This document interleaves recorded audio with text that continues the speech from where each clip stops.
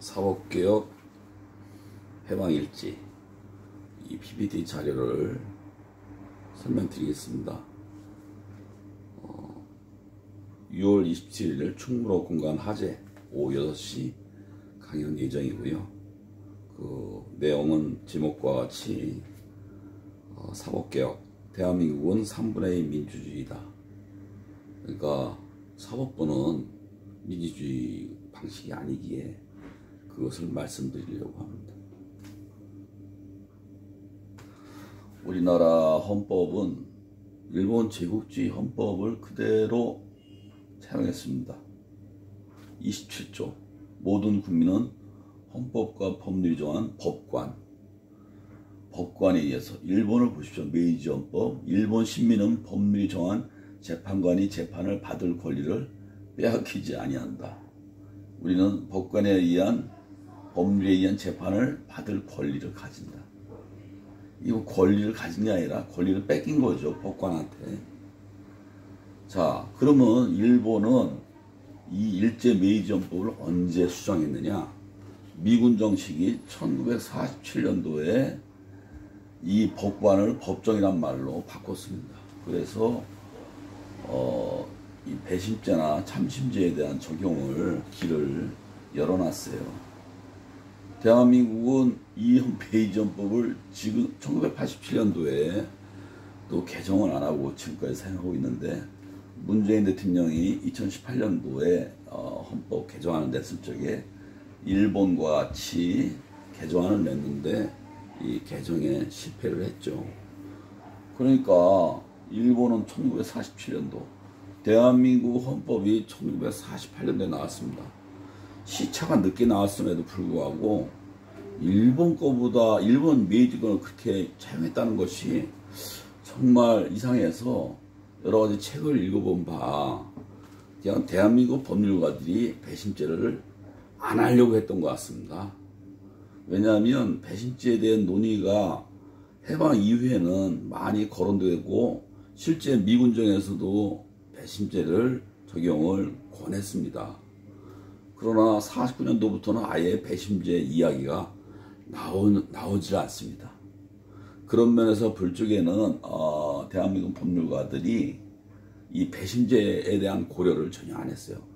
또 하나 마찬가지죠. 법관에 의한 거기 때문에 치안판사 제도를 미군령으로다가 1946년도에 권했는데 그것도 전혀 시행하지 않아서 미군령에 비슷한 경찰서장에 의한 즉결심판제를 도입하면서 그냥 마무리를 졌습니다.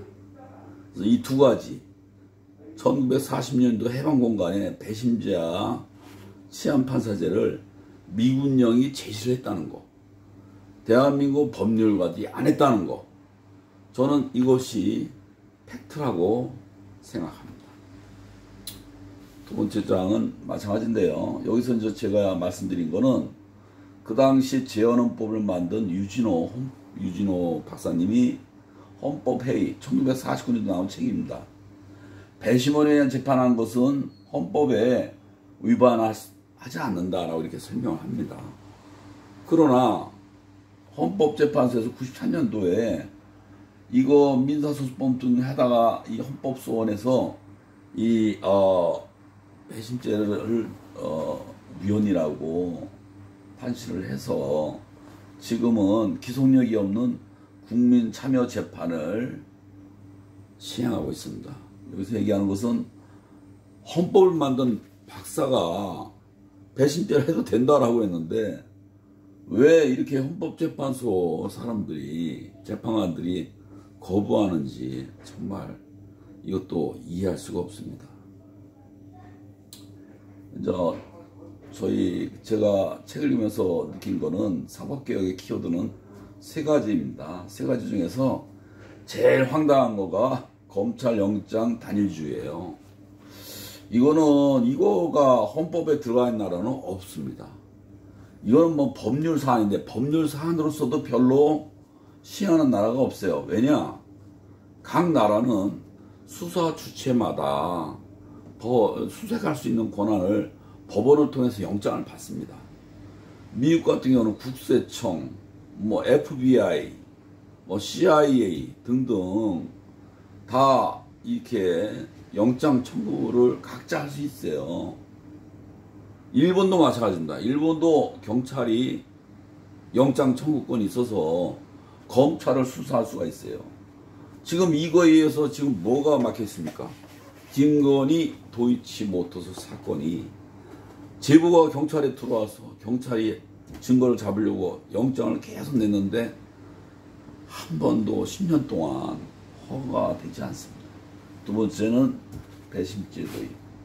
배심죄에 관해서 많은 분들이 자세히 모르시는 것 같아가지고 미국 배심죄에 관해서 한번 자세히 다음 장에서 설명드릴 거고요. 헌법재판소의 재판소원 기능.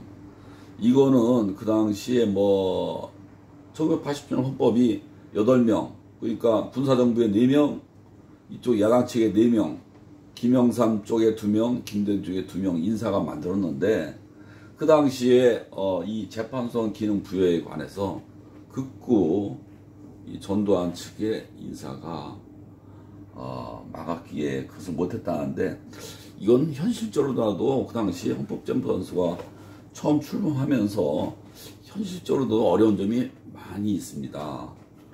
헌법재판소 재판소 기능을 부여하면은 헌법재판소 업무가 너무 많아지고 현실적으로 불가능하고 이거는 허용하더라도 취사 선택해서 해야 된다고 봅니다. 그리고 하여간 요 내용을 설명드리고 다음 그동안은 저는 이 사법개혁이 개헌에 의해서만 가능한 줄 알고 굉장히 좌절하고 있었는데 계속 자료를 읽다 보니까 세 가지 전부 다 법률 개정으로서 가능한 것을 알게 되었습니다. 배심죄 도입은 피의자가 배심자 재판관에 의한 재판을 선택하면 합헌이다라는 학설이 있는데 이것이 이제 받아들여질 것 같아요. 두 번째는 수사기소 분리에 수사청에 검사 배치로 영장 청구가 따로 수사청이 가능하다. 이렇게 현실적으로 할 수 있는데 현재 그 법제처장 이완규 씨가 2020년도에 낸 책에 보면 또 이것을 또 안 된다라고 주장하고 있어요. 그러나 그것은 검찰의 논리인 것 같은데 이것은 충분히 받아들여질 것 같아요. 그 다음에 헌법재판소 재판소 기능도 법률로서 가능하다고 하니까 이 핵심적인 세 가지가 개헌 없이 국회의원들께 법률 개정을 통해서 이렇게 사법개혁을 하자고 저희가 요구할 수 있다. 그래서 이렇게 정리를 했습니다. 저희 사법개혁 목표는 사법개혁을 다시 설명드리면 검찰개혁과 법원개혁이겠죠. 그리고 저희가 배심죄 참심죄를 제대로 이해해야 되고 제일 중요한 건 치안판사 제도입니다. 제가 치안판사 제도에 관해서 읽다 보니까 영국은 이것이 너무나도 발전해서 형사사건의 97%를 해결하고 있어요. 저는 이 판사 출신 이런 분들이 쓴 여러 가지 책을 읽다 보니까 재판에 어려움이 많은데 특히나 청소년 재판, 다양한 그 범죄 재판 중에서도 실생활과 밀접한 그 범죄가 많은데 그것은 저희가 시민단체가 이제 많이 활성화되고 일반 시민들이 이런 거 해결에 대한 관심이 있기 때문에 그런 분들을 치안판사로 이렇게 일정 교육해서 임명해가지고 재판도 하고 실생활에서 개선할 수 있는 대안도 제시하고 이거 시민사회 영역으로서 치안판사 제도가 활발해져야 된다고 생각을 하게 됐어요. 그리고 각 나라 사법제도로서 민주주의 방식 이야기인데 이것도 이제 재밌는 이야기가 많습니다. 각 나라마다 이 배심제도 적용하는 이 방법이 다르고 한데 그런 걸 보면서 각 나라의 어떤 특징, 문화 이런 것을 엿볼 수 있는데 그 다음에 일본의 사법개혁 과정에서 재판관 제도라는 거 이름으로다가 참심제가 만들어졌는데요. 참심제 본래 핵심적인 사안에서 좀 더 이 법률가들의 권한이 세지는 방향으로 갔어요. 제가 봐서는 개혁에 동력에서 밀렸다고 봅니다. 법률가들한테. 그래서 저희는 아직 그 사법개혁을 시작을 안 했으니까 만약에 사법개혁을 한다면 정말 진짜 선진적인 수준까지 저희가 알고서 요구하고 개혁이 실패하지 않도록 계속 저희가 응원하고 그래야지만이 가능하지 않을까 이렇게 생각합니다. 그리고 다음 저는 미국의 이제 배심죄를 간단히 설명을 드릴게요. 배심죄 하면 보통 사람들이 우리나라에서 어떻게 배심죄를 할 수 있냐 뭐 그러한 이야기를 하는 사람이 많고 굉장히 어려워하는데요. 미국의 배심죄에 따라서 배심원이 됐다가 경험한 사람들이 이제 인구의 20% 넘고 있는데 여론조사를 해보면 70%가 자부심을 갖고 이 제도가 꼭 필요하고 그리고 다시 한번 이 제도가 발전되기를 희망한다고 합니다. 자, 보겠습니다. 미국 형사소송 중 95%는 플리바겐. 그러니까 보통 플리바겐 하면은 이 개념이 저희가 잘못 알고 있어요. 우리나라 사람들이. 플리바겐이 무슨 뭐 재판거래 해가지고 무슨 검사의 뭐 수사 기법인 양 이렇게 왜곡되어 있는데 이게 아닙니다. 형사소송의 95%는 명확한 증거가 있고 자백을 한 케이스입니다. 뭐 대사도 사건이 수술하면 명확한 증거가 나오고 결국은 피의자가 자백을 하지 않습니까? 그러면은 한 번에 단심으로 결정하는 거예요. 판사의 관리 감독하에 검사가 적정한 그 형량을 제시를 하고 그래서 이 피의자가 내가 이 플리바겐을 안 받아들여서 재판으로 넘어가면 더욱더 높은 형량을 받을 가능성이 있다 라는 것이 이 개념에 있기 때문에 많은 피의자들이 여기서 받아들이고 또 피해자도 불필요하게 재판이 길어지면서 이 피해에 대해서 당사자에 대한 어떤 여러 가지 심리적 안정 이런 것에 대한 것도 이것이 얼마나 필요한지 모르겠어요. 그래서 플리바겐이라는 것을 지금 다 입법화됐습니다. 미국은 뭐 연합도 했지만 일본도 이제 2015년부터 시행하고 있고요. 독일도 그 전에 시행하고 있고 각 나라가 이 플리바겐 근데 우리나라는 뭐 간이 재판이라 해서 26%를 이렇게 단심으로 다 하고 있는데 그것은 재판관의 재판이 아닌 치안판사 재판 비슷한 그런 개념이에요.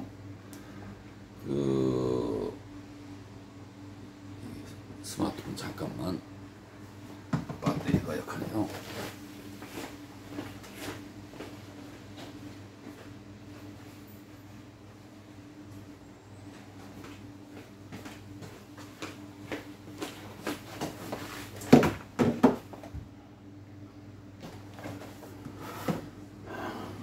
그래서 그러면 95%가 플리바겐으로다가 검사의 형량 구형으로다가 피의자가 받아들이면서 판사가 인정하고 해서 끝나고 5% 중에서 피의자가 법관의 재판과 배심제를 할 것인가를 선택을 하게 됩니다. 이렇게 피의자에 대한 선택권이 있으면 우리나라 현행 헌법하에서도 합헌이 된다고 하니까 미국 같은 방식으로 이렇게 하면 될 것 같습니다. 미국에서는 형량 6개월 2년 이상 사건에 이렇게 플리바겐을 안 받아들이는 모든 사건은 이렇게 법관에 의한 재판과 배심제로 넘어옵니다. 이제는 법관에 의한 재판과 배심제 재판이 이제 차이가 있죠. 배심제는 기본이 12명인데 주마다 또 다르고 판결 방식도 달라요. 그러나 일단 12명의 배심원이 전원일치 합의로 하는 것이 기본 룰입니다. 어떤 사람은 12명이 다 어떻게 합의가 하겠느냐 해서 영국 같은 경우는 12명 중에 10명까지 합의가 되면 결정하는 제도를 했는데 사실은 그 차이가 크게 차이는 아니라고 합니다. 그래서 저도 처음에 그거를 잘 이해를 못했는데 12명 중에 10명이면 더욱 또 사건이 빨리 종결된 거 아닌가 했더니 12명에서 10명 합의하는 거나 12명 저는 합의하는 거나 그게 큰 차이가 아니라고 합니다. 그래서 저는 배심원의 무죄 판결 시 검찰의 항소 금지로 1심에서 종결. 이것이 배심원 제도의 제일 핵심적인 사안이에요. 이 사안을 잘 이해를 못하는 분들이 너무 많아요.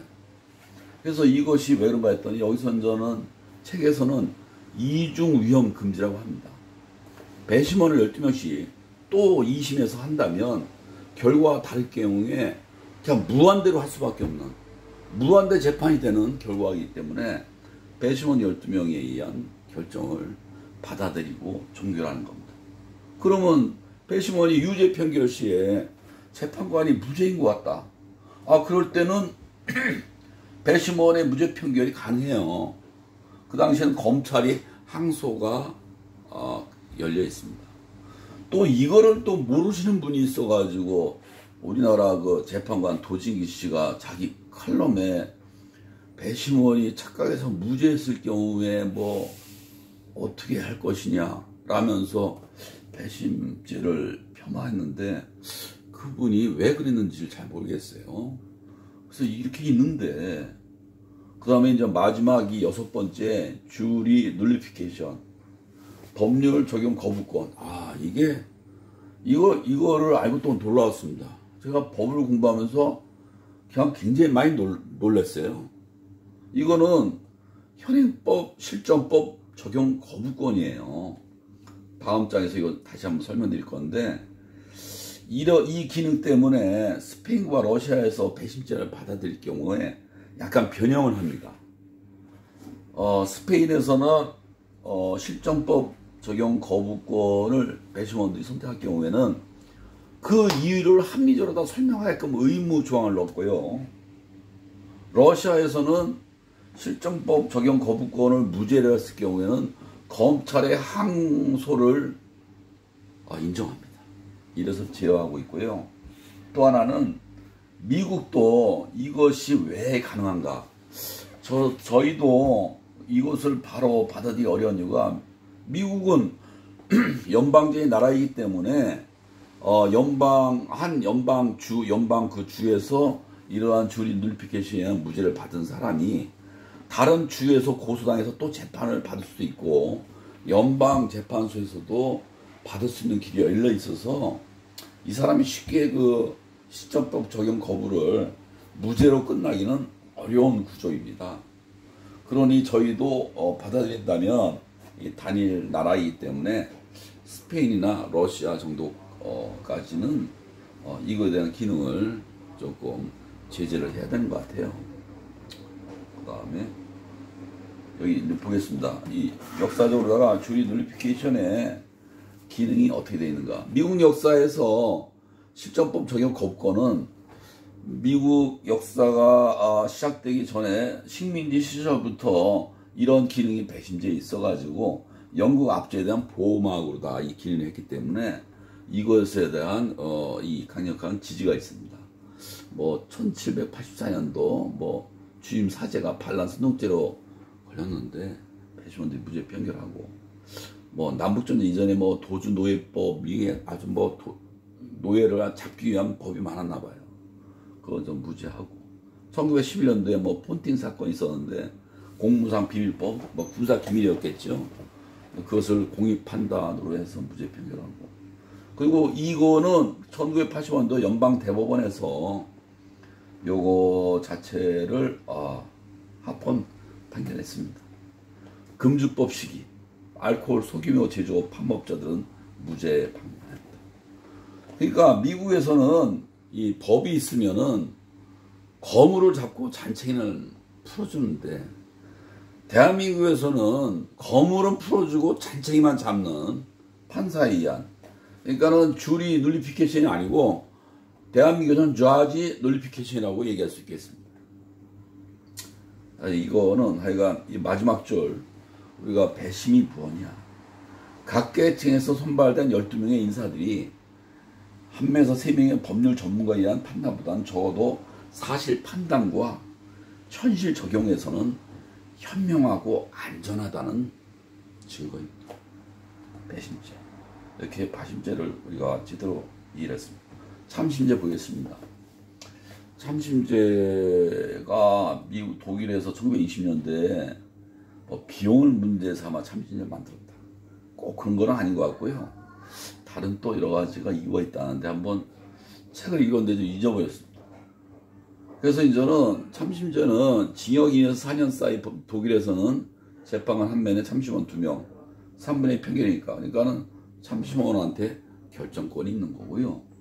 징역 4년 이상은 재판관 3명에 참심원 2명 배치로 5분의 4 판결로서 참심원 비토권이 있는 것입니다.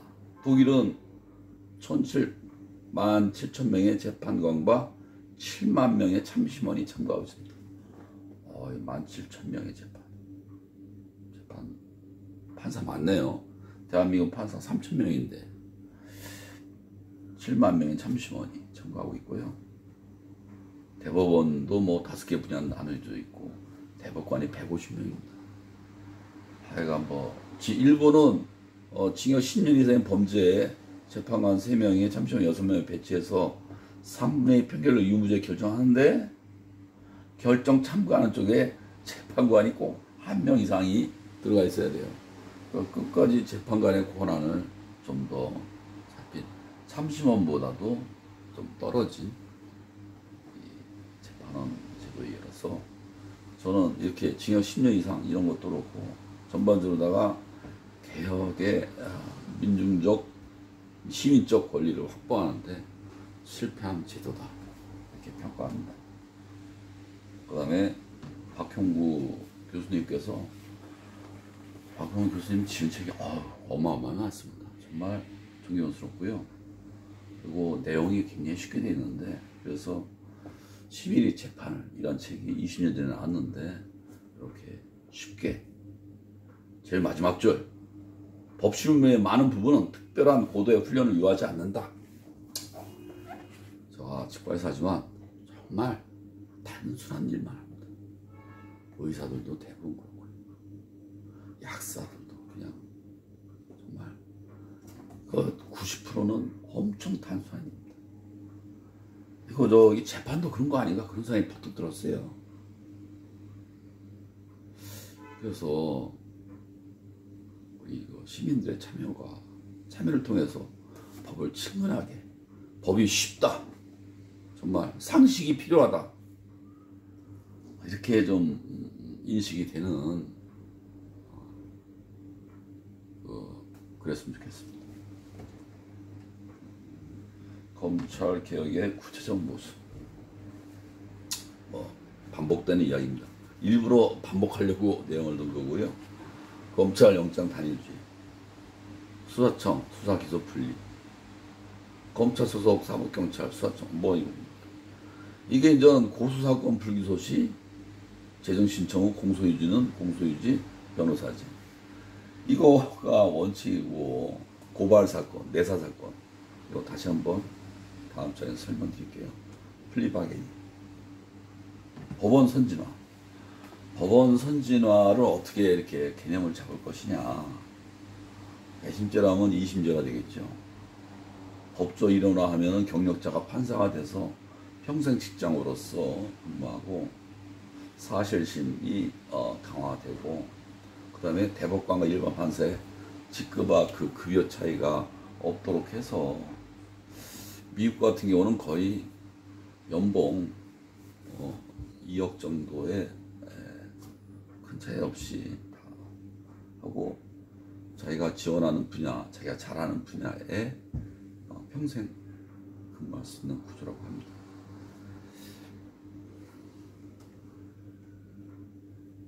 사법 선진국을 보겠습니다.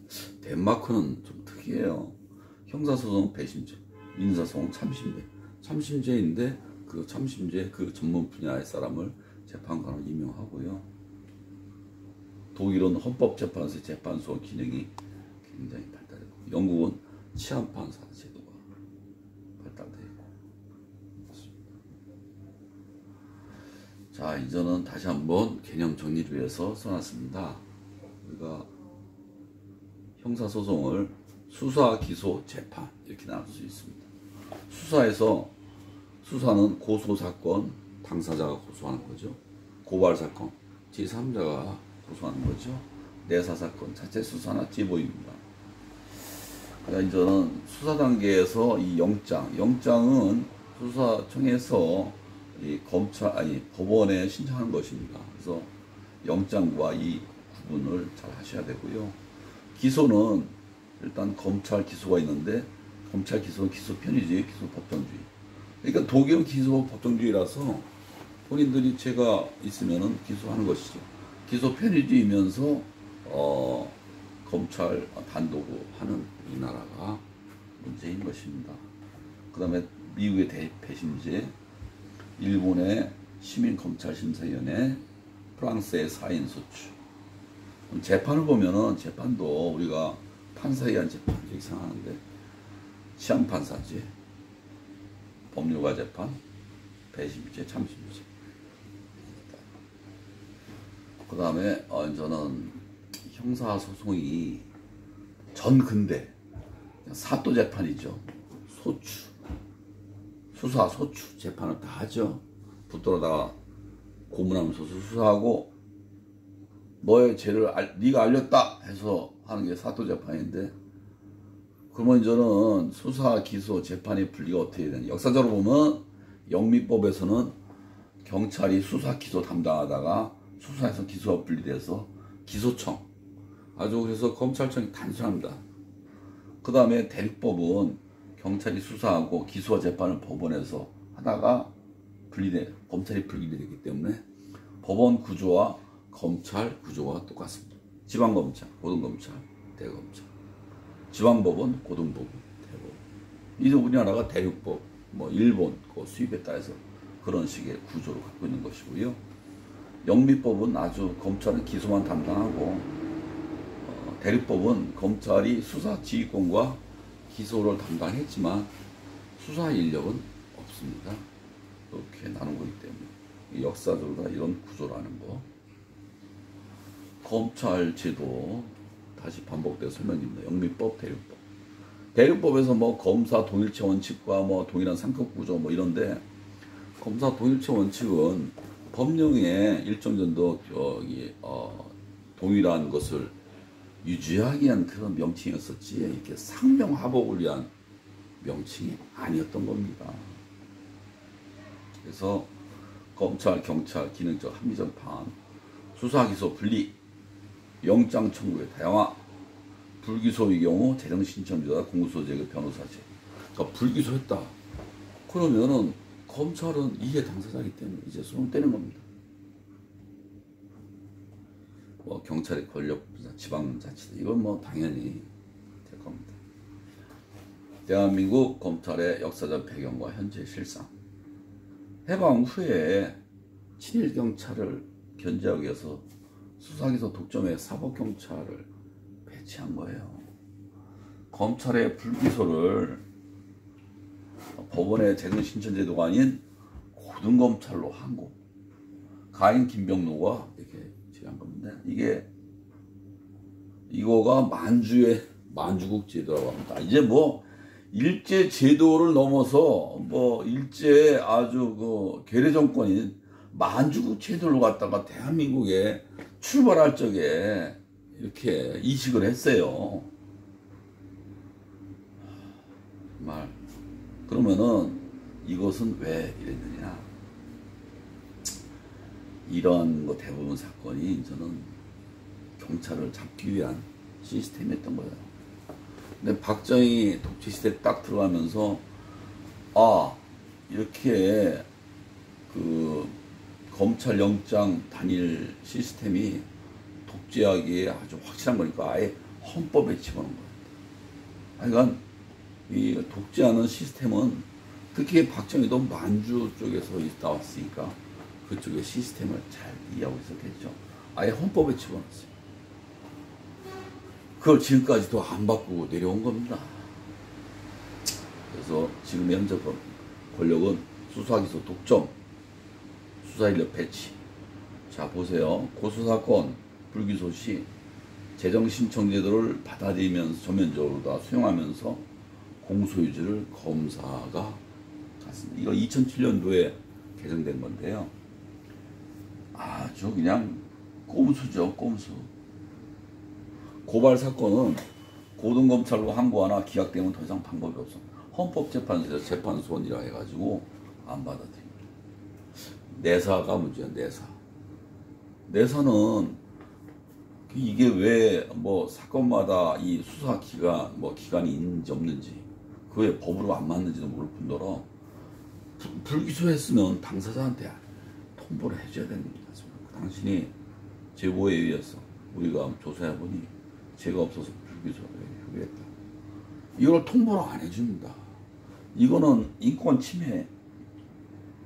왜 이런 것이 입법화되지 않고 이렇게 방치되고 있는지 참 이 알면 알수록 정말 대한민국 이 법률 체계가 다 검찰 중심으로 만들어져 있어요.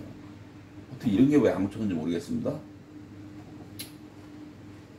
저는 검찰의 불기소 처리의 시대적 변화를 다시 한번 보겠습니다. 이게 이제 처음 만들어질 때 54년도에 검찰 경유 재정신청화가 그러니까 고등검찰 항고제 하는데 이제는 검찰이 보다가 좋아 재판에 넘기자 경찰을 잡는 시스템이죠.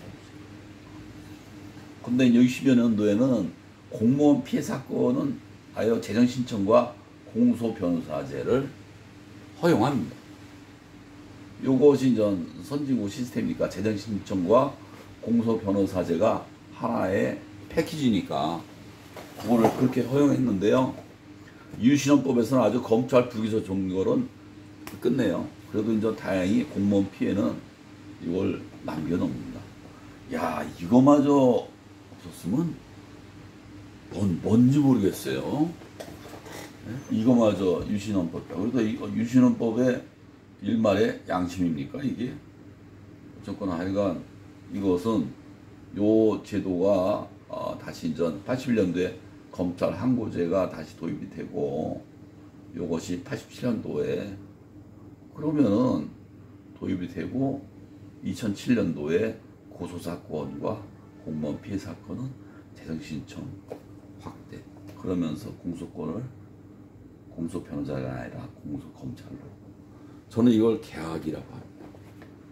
아니 이거 책에 개혁이라고 써 있어요. 근데 어떤 책은 그냥 확대했다 했다가 요까지만 써 있고 그러니까 요까지만 쓴 사람은 요거에 대한 중요성을 몰랐던 것 같습니다. 그래서 고발 사건은 아직도 고등검찰 항고제, 내사 사건은 통보 없이 종결.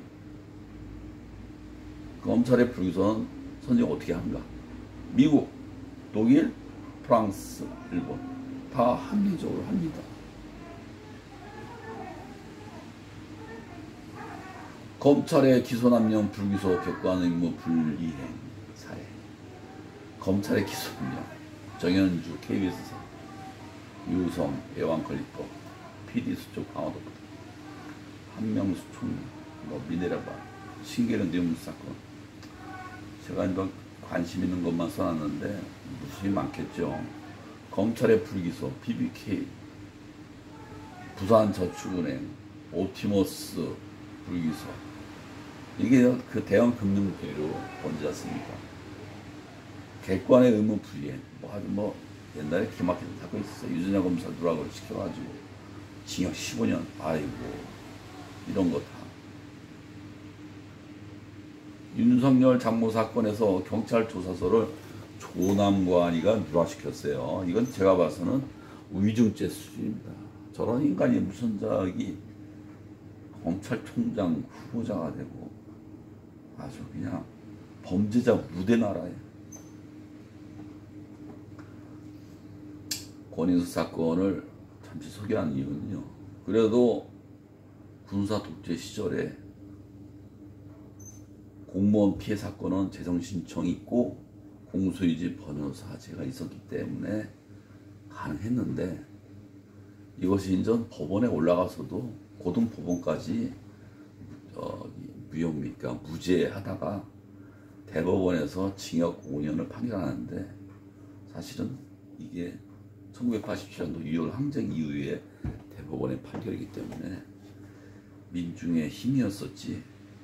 그나마 이런 제도가 있으니까 재판까지 간 거고, 두 번째 시민의 힘으로다가 단죄를 한 케이스라고 볼 수 있어서 소개합니다. 해방 후 사법부 구성의 변천사.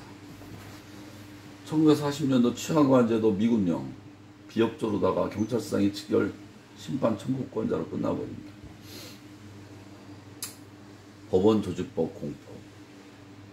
이때 법원 행정처가 대법에 소속이 됩니다. 대륙법에서는 법원 행정처가 행정부 소속이고, 지금 독일도 법원 행정처는 독일 행정부 소속입니다. 그리고 대법원장, 대법관 선출에 추천위원회가 있었어요. 처음 시작할 때는 이렇게 그래도 선진국형 시스템으로 시작합니다. 그러나 이승만이 다 개무시합니다. 이거 1940년도 검찰의 불기소는 검찰 항고제로 됐고, 이제 제2공화국 헌법에서 이제 다시 선진국형 선거인단도 만들고 검찰 인사위원회도 만들고 쿠데타 끝나서 끝납니다. 62년 신헌법에 법관 추천회의가 있어서, 그러니까 지금 민주당에서 진행하고 있는 대법원장 법관 추천회의, 이것을 지금 추진하고 있는 거죠. 60년 신헌법에 있었습니다. 그러면 유신헌법은 아예 다 없애고 그냥.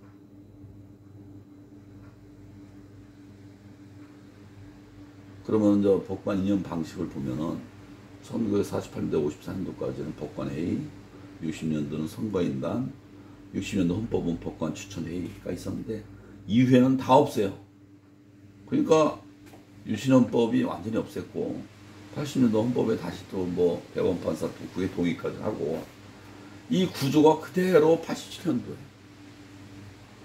87년도 헌법에 참 너무 아쉬운 게 많아요. 법원 행정처도 다시 이제 설명드린 이유가, 법원 행정 어떻게 변질이 됐느냐. 저기 독일은 지금도 행정부 소속인데 미군정 시기 행정처를 사법부로 이관합니다. 그러면 쿠데타 이후에 이 법원 행정처를 유권 중에 대령이더라고. 대령 하에서 10년 동안 사법부를 장악해요.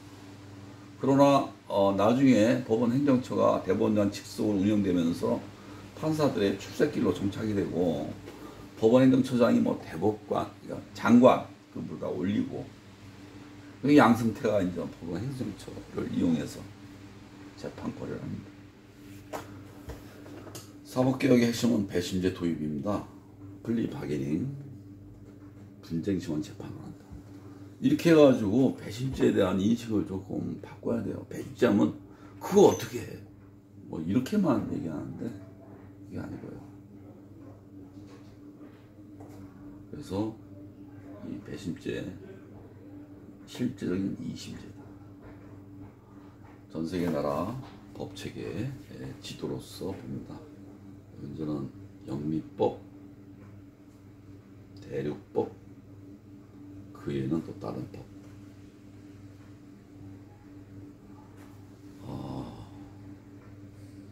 배심자의 법관의 법률. 지금 법관에 대한 재판, 배심죄에 대한 재판이 그게 뭐냐면, 판사들 입장에서 유죄는 배심원들이 결정하니까 그것을 관리하는 역할을 하기 때문에 역할이 좀 다릅니다. 형사소송, 우리나라는 이 배심죄와 재판관의 기능을 합쳐서 이런 걸 할 수 있는 기능이 있는데, 특히나 법관의 자유 판단입니다. 한명수 모해이죠. 김경수 특히, 정경심. 그냥 증거가 없어도 합리적으로다가 판단해서 한다. 그겁니다. 이 사건 전부 다 자유심증주의. 자유심증주의를 제어하려면 배심죄 말고는 없어요. 참심죄는 거론하지 맙시다. 그 다음에 이제는 황당한 법률들이 많습니다. 공직자 선거법, 후정자 비방죄, 명예훼손죄, 허위사실 공표죄. 이게 호주에 있는 법을 우리가 가져와서 번역했다는데, 호주에는 이게 false and defamatory statement인데, 그러니까는 잘못된 사실로다가 피해까지 끼쳐야 한다는데, 우리는 이걸 OR로 번역해서 잘못된 사실하거나 피해가 됐거나, 이거 앤드로 OR로 번역해가지고 법률을 만들었어요. 근데 호주는 이 법을 없앴다고 합니다.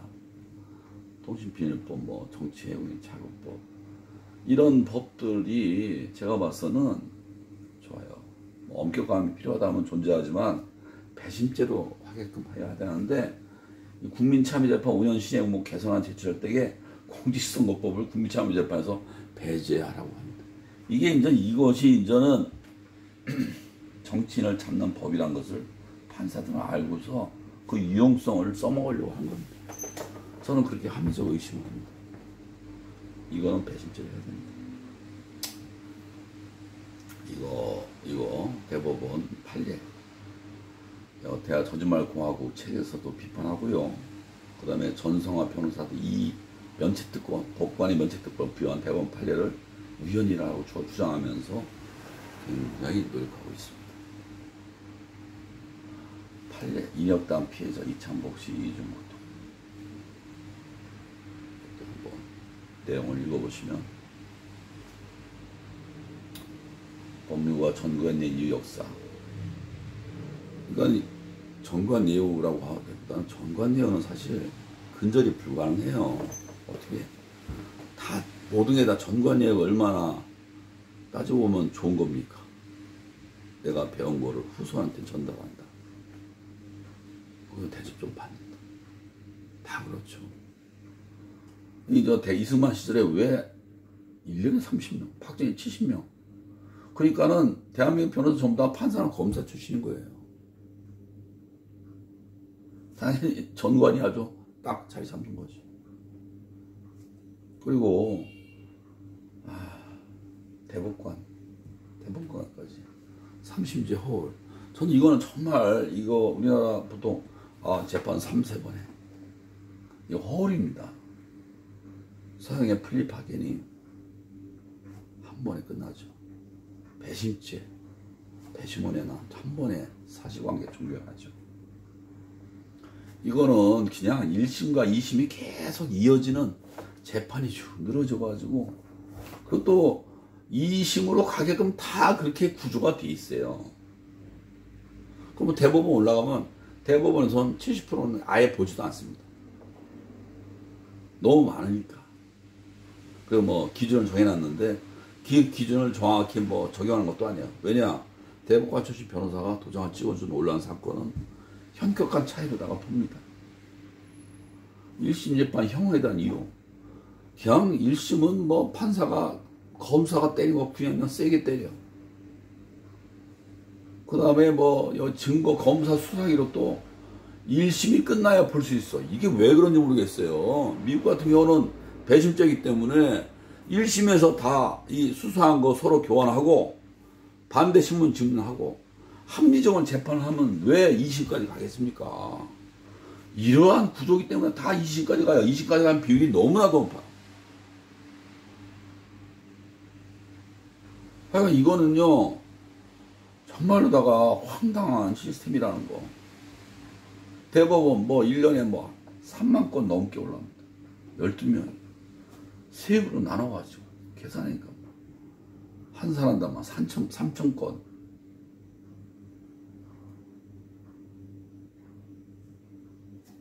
이거는 대법관 출신 전관이 어마어마하게 무시하죠. 그 다음에 읽은 책에서 어떤 내용을 하게 됐는가 보겠습니다. 검사 내전에서 이 헌법재판 재판소원이 이 책에 써놨더라고요. 김웅이 누굽니까?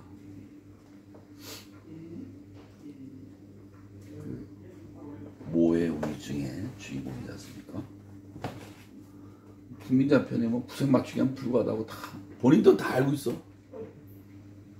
거짓말고 법률가도 아니시면서 다양한 그걸 고발합니다. 그래서 뭐 자유심증제가 얼마나 문제를 이 책에서 알게 됐고요. 독일 헌법재판소 어떤 역할을 하는지도 이 책으로 알게 됐습니다. 윤석열 검과장에서 일본 경찰에 직접 영장 청구할 수 있다. 수사권 조정. 이 영장 청구권 헌법이라서 못 고치고. 수사에서 분리추산 야당 의원들 김성호, 유승민, 박상도. 검사는 누군가이다. 임수빈. PD수첩 수사하다가 그만둔 공소권 남용을 굉장히 이 책에서 고발합니다. 그 다음에 젊은 변호사의 고백에서 대법관 출신 변호사들의 사건을 심리 불속해 기각률 10% 미만으로 일반 기각률의 4분의 1이다. 한명숙의 진실. 또 이 내용은 1만원씩은 다시 위증죄로 기소되어서 져갖고 한만원씨 어머니와 동생은 자살로 생을 마감했고요. 한만원씨는 출소 바로 사망했습니다. 그 마지막에 박범계 장관이 모해위증 마지막 사건을 덮었습니다. 그래서 저는 박범계 장관을 굉장히 의심합니다. 양승태 사범도 이 사건에서는 제일 가슴 아픈 게 뭐죠? KTX 사건 여승무원이 자살로 마감을 했고요. 하여간 이 법률 공부하면서 제일 마음이 힘든 게 무슨 괴담을 읽고 있는 것 같습니다. 괴담. 양승태 코트 다 내용이 있습니다. 현재 결과 다 풀려나고 있죠. 일본 최고재판소, 일본 책을 읽어봤는데요. 여기서도 일본의 로스쿨 제도에 대한 문제점을 이야기합니다. 이건 우리도 마찬가지라서 헌법을 쓰는 시간 여기서 다시 대법원 판결 3만 5천 상해 법원과 검찰이 탄생해서 그 검찰의 역사 책을 알게 됐고요. 연방대법원 헌법재판소 기능을 하는데 1년에 80건 정도만 재판을 한다고 합니다. 아주 심플해요. 차별과 규제 차별에 대한 기준, 수단 이런 것 이거는 위헌심사 기준이 아주 심플합니다. 문 대통령 개정안. 성낙인 교수님인데 서울대학교 법과대 학장 출신이에요. 이 책 읽어봤는데요. 뭐 경력법과제 5년 낮추자. 이거는 이탄희 판사가 엄청 비판했죠. 고위공직자 비리수사죄 폄하했고 검찰 영장 독점을 논리를 농후했습니다. 플리바겐이 면죄부를 한 폄하 논리입니다. 그러니까 이게 기득권들의 논리가 이 책에 다 있더라고요. 선진적인 사법체계 모습, 우리 사법계의 도달점,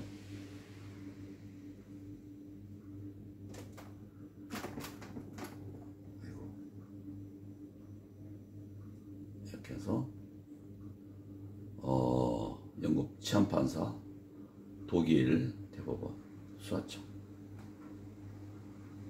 이렇게 설명을 드리면 48분 46초인데 오늘 약간 내용을 많이 생략했으니까 1시간 10분 정도의 영상을 마칠 수가 있습니다. 감사합니다.